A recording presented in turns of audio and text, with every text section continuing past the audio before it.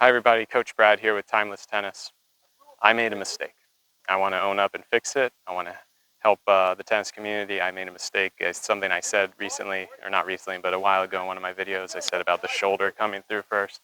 I want to make sure that's cleared up and it's corrected. Let's be right here. One of the things I want to do is I want to show you the forehand for a second, and you tell me what moves first. So I'm setting up for a right-handed forehand here, and it might look a little silly, but tell me what moves first. It's the belly button going to net. You can call it hips, but I like to say belly button going to net, and that brings everything around. If you want, stand up and try it right now. It is one of the most incredible things. It makes the sport pretty effortless and easy, and it makes tennis a beautiful sport. Go ahead, stand up, and simply all we're going to do, and I'll turn sideways with you again, put your hands out, bring the belly button to the net, but not the hips, not the shoulders, excuse me, not the shoulders or the head. Bring the hips or the belly button, but leave all the upper body, leave it there. You should feel some tension in your midsection, right? Go ahead, just feel it, twist one way or the other. You're going to feel your hips and shoulders get out of alignment, and the tension in the torso wants you to get back in alignment, right? So that's one of the most important things, is I want to make sure that nobody gets injured out there, everyone feels healthy and well and really enjoys the sport. There was a comment that it was right. It was a hurtful comment at first, but it was right. It said, the way you're teaching might hurt people or cause injury. I don't ever want that. Nobody wants that. So I wanted to own up on the mistake. I wanted to make sure that everybody understood this. And let's do one for the lefties while we're here, as we always do. So we get out there. The belly button goes first. That brings the shoulders around. And then the head. The last thing is the head. You want to make sure you're going to feel temptation. You're going to feel like your head wants to come around. So I'm watching the ball come to me, and then I turn the belly button, and I look at contact, and the shoulder comes through. But look at the head. The head don't let your head, just because your shoulders come around, don't let your head go there too. You're going to whiff, or you're going to miss the ball every time, or just, be erratic, a little inconsistent.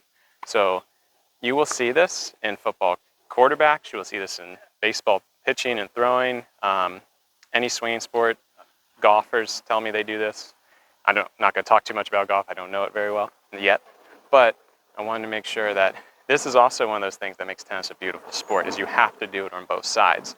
So when you get set for that forehand, you're doing it that way.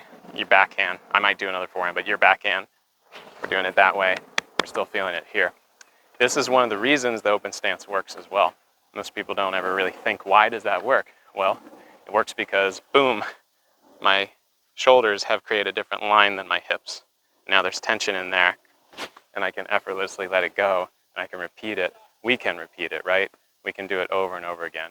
And so I just want this to make it feel good. Hey everybody, Editor Brad going to step in here, and now we're going to actually start using some pro examples. We're going to show some footage from the French Open, and that's something that I think we should start doing moving forward here on the channel. So hope this helps you and hope you like it. Let's get right into it. We're going to be looking at a warm-up. Even pros doing this in their warm-up. This is Claire Liu. She's using a weighted ball, and she's going to be getting out with her trainer, and notice she's getting the belly button going first, going out to the side open stance, and use the belly button torso tension and throw that ball. Now let's get right on court with Marketa Vondrousova, lefty in the near court here. And she's playing Daria Kasatkina on the other side. And you're going to see some really beautiful examples right there, the belly button getting first, and it actually helps you control the depth of the shot.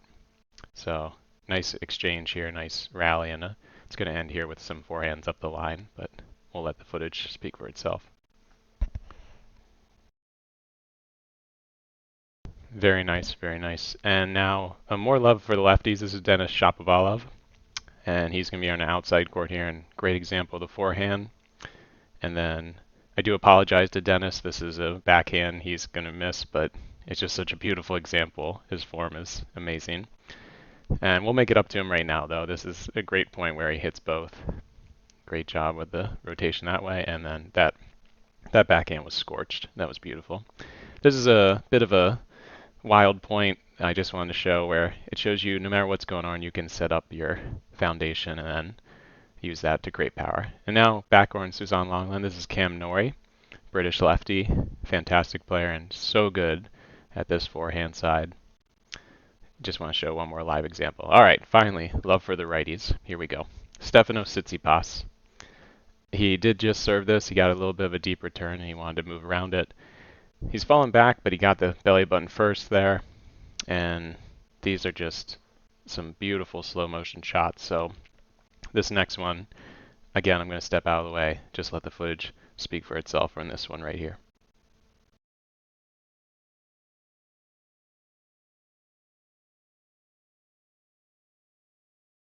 Absolutely incredible. So we'll see that again. Do not worry. That's worth watching over and over again. But beautiful example from Stefanos. Luca Pouille, fantastic French tennis player. Such a good mover. He's going to move out of the way of this. He's returning a lefty serve, so it's spinning into the body. But notice how he's still able to create the space and then get the belly button, hips first, whatever you want to call it. He is so good at moving to this forehand, and this is going to be one of my other favorite examples. So we're going to let him move up to this one and just, again, enjoy the moment.